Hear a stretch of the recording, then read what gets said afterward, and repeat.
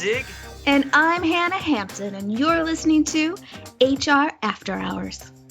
Well, hello and welcome to HR After Hours podcast, the only HR podcast to be used as part of the Witness Protection Program.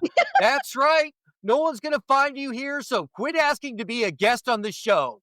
Hannah Hampton, FBI's most wanted, the HR hostess with the mostest. How are you doing today? Well, I'm great, especially because right before we recorded, I got to be a little sassy with you. So, I always love that. Well, I was throwing you soft pitches. I think you were being kind of merciful because Aw. I gave you plenty of ammo. It was like watching an 85-year-old try to break out an iPad for the first time. I'm just a little slow today, but hopefully we'll work Okay. it off. And this is why we got to start getting together more frequently. So let's stop talking about us. You threw an article at me Yeah. just about 15, 20 minutes ago, and I did what I do, especially as I get older, and I'm like, I don't get it. What's the difference? Are we doing this? And we're not, or some of us are, but let's just jump in so we can kind of explain it from here. Tell me about Sure. your HR morning article. So this was published early in February of 2025, and it's called Calling In Healthy, 6 Reasons This is a Cool Trend for HR by Michelle McGovern. The whole crux of the article is just taking away the stigma against people just calling in healthy instead of calling in sick. So just to help people stay ahead of burnout and stay ahead of any, physical illnesses. So just, we've talked about burnout quite a bit. Burnout really became a huge topic during the pandemic. This is a way to just get ahead of that and helping people recharge and recenter themselves so they can come back to work. And as I say in this article, energize and focus. So it's the opposite of taking the time off when burnout has already set in. This is one of those things where it's more proactive than reactive, which is always a better way to, approach things. It's like a stitch in time saves 9. I, love some of those colloquial sayings, but certainly it's just staying ahead of any burnout. Yeah, and so here's where I initially didn't get it because I'm like, this is nothing new. People do this. My friends and I in the past have always called it calling in well versus calling in sick. We would plan out, hey, the forecast says next Monday it's going to be 80 and sunny. This summer's been nothing but rainy on the weekends. Let's go hang out by the pool on Monday and we'll all call in well. I would say take away your main character syndrome. I'm just kidding. No, but you're right. You're right. My perspective on this is very different because my early career or pre-career, I would call it, I started bartending in college and I did that before I left and eventually went into HR. So I always had kind of a restaurant approach to things where there is more flexibility in the schedule. So even when I went to jobs with a true rigid schedule, back then a 9 to 5, I still was trying to apply some of what now I would call best practices in my everyday life, but I wasn't doing it for mental health. I was just doing like, hey, work kind of sucks right now. Let's go drink by the pool on Monday. Yeah, so a And lot of people don't have that same mentality. I have had this experience with employees where, and even I'm dealing with it at my current job, where people have PTO and they might say, well, I only like to use it when I'm truly like going on vacation or when I can take a week off. In the long run, that is not the best way to use your time off. You look at the calendar, and sometimes that means this person can go months without taking a day off. It's about removing the stigma of, I have to be in work every day, 5 days a week, 9 to 5, and there has to be a really good reason for me not to be there. Maybe it's because I'm traveling. Maybe it's because of this. Maybe it's because of that. And it's like, no, taking away that stigma and using a day when you're feeling great, when you're feeling healthy, just for you.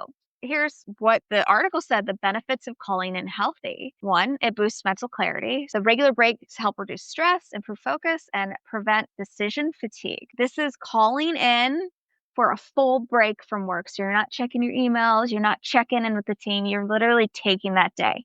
2, it improves physical health. So any deliberate time can help reduce chronic stress. 3 strengthens relationships. So spending quality time with loved ones is always a great thing. It enhances creativity, it increases productivity, and it renews commitment to the company. And let's get real. You and I worked in the restaurant field working with managers who were overworked. When they have worked 7 days straight without a day off, or even you talk to somebody, it's like, I haven't had a day off in a month. You know that they're feeling like the company sucks. So, feeling that you are allowed, and that's the thing, not feeling that you are doing something naughty or doing something you're not supposed to do, but feeling like, yeah, the company is allowing me to take a day for myself will help them feel really good about their employer. So, I mean, these are all great things to keep your employees engaged, keep them happy, keep them strong, all of the things that you want in a great employee. Something that I think was key that you just said there, making it more of the culture and acceptable. Because if you were quote unquote calling in well, you didn't say I'm calling in well. You're like, hey, I don't feel that great. I'm taking today off, whatever. You still could not fully enjoy the day off Right. because you were keeping an eye on your emails and You texts. were Yeah, you were keeping an eye on emails, and I'm gonna say something that's gonna sound a little kind of crazy, but, like, you were also forced to lie. And Yes. I'm the type of person, like, I don't wanna lie. And that makes me feel like shit. I feel like, the pit of my stomach gives me, like, a stomach ache. Like, why do you feel like you have to lie to do something that's gonna be good for you? So to me, again, that also kind of negates the healthiness of taking that time off. And truthfulness is important. I'm a yogi, so if you know anything about the yamas and niyamas, you wanna be truthful. I feel like, yeah, creating that culture where you are encouraging people to use their time, you're encouraging people to enjoy these days because it really sucks. Also, like a pet peeve of mine are companies that have a PTO bucket where it's like, okay, you get a certain amount of time. It's sick, it's personal days, it's vacation. In this day and age of the flu is going around really bad, COVID, all of these things. Say you get really unlucky, you get a bad like bout of the flu where you're sick for 5, 6, 7, 10 days. So you are using a bulk of your time off because you're sick. And then that means the rest of the year you really have to scrimp on your time off. So that is not a healthy thing. People need breaks from work. People need that time to recharge. Make it a part of your culture. And if you have that ability, have a separate, bucket for sick time, vacation time, all of those things so people aren't forced to wipe out their PTO because they got sick. And I'll get And off you my soapbox. No, because you're right, and it has to be sincere. Here's a perfect example, and I don't know about you, but you've talked about we always have people that we have to force to take time off. When I took the least amount of time off is when I worked for a company where my package was quote unquote unlimited PTO. Oh, same. Absolutely same. I feel like, again, that's another we could have a whole, episode about that. Yeah, it's definitely it was all bullshit. Oh, It yeah, it was was frowned upon to take time off, people gave you shit, absolutely. and it was there's lots of things around it.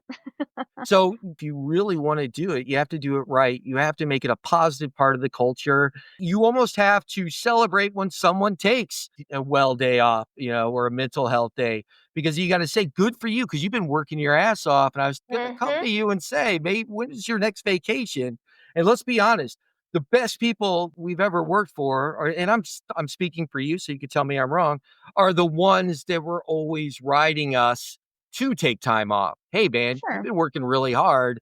When's your next vacation? Oh, I'm going to take some time off in like 2 months. Oh, well, you need to take a 3-day weekend or a 4-day weekend and go out and do something, or you're going to burn yourself out. People that had like legitimate concern, we didn't call it our mental health or mental well being at the time, but it was people that just basically didn't want to see their team get burnt out. Mhm. Exactly, exactly, and so, again, it's part of the culture. So, this is one of those things where I truly believe you, as a leader, as a manager, set that tone and will set that culture. Let's just make it an okay thing for people to take days just because they feel great, they wanna enjoy the day, maybe they wanna get outside, maybe they wanna focus on a hobby, maybe they wanna spend it with their kids, whatever it is. Let's not make it a stigma. Let's not frown upon people enjoying a break from work. Ultimately, I feel like we've learned through the pandemic and then just through the last 5 years. I guess that's, starting from the pandemic, you see on the news every day layoffs and companies that are no longer rewarding any type of loyalty. So, get real out there and realize that at the end of the day, when you look back on your life, you're not going to say, oh, I wish I worked more. Oh, I wish this, I wish that. Like, it's going to be, I wish I'd spent more time with my family. I wish I'd spent more time getting to know myself, doing my hobbies, being happy, not putting in more hours at the office. Like, that is never a regret of the dying. And what I like about this article is the first three things that you mentioned, the boost mental clarity, the improved physical health, the strengthen relationships. Those are all positive for the person taking these time off, calling in well. Then you have 4, 5, and 6. They're both. They're really, it's just as beneficial to the employer. You're enhancing creativity, right? You're For inspiring sure. fresh ideas and innovations. They're going to contribute better at work. Then you're increasing productivity because well-rested employees return to work with renewed energy and motivation. They renew commitment to the company. Employees are made to feel comfortable taking time off, manage their well-being, are more engaged at work. So win-win. I mean, I would love to work for the company that cares more about the first three and they just want me to be a happy, busy bee. And I say that semi-sarcastically, but someone like, hey, this is someone that works hard for us. We want them to have a good existence and be mentally and physically sound outside of work. Real quick before we go to the next one, let's talk about the 5 tips to make calling in healthy work. From the article, it says help employees fully disconnect, share these tips. So, again, sharing the tips, making it okay, being part of the culture. Number one, plan ahead. Of course, that's always helpful. Now, this one I don't want to say it bugs me, but it kind of bugs me a little. So I would say, depending on your role, plan ahead. And now again, I think that's going to be controversial because there might be a day you wake up and you're like, oh, today it's that mental health day. You feel great. You want to be outside. But it depends on the type of role you're in. If your team members are reliant on you, you need to find coverage, of course. Absolutely plan ahead. But some people are in roles where, hey, you wake up one day and you're like, okay, I don't have any meetings today.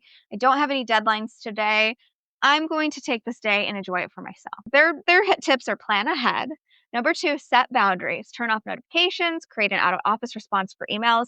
True story. I remember having a conversation. This was probably almost 20 years ago, maybe 18 years ago, with a woman. And she talked about how she was frustrated that her boss would constantly email her after hours and expect a response. And then I asked her, I said, well, do you always respond? And she said, yes. And I'm like, well, you created that lack of a boundary. And I'm like, you need to set boundaries and then respect those boundaries. So set boundaries.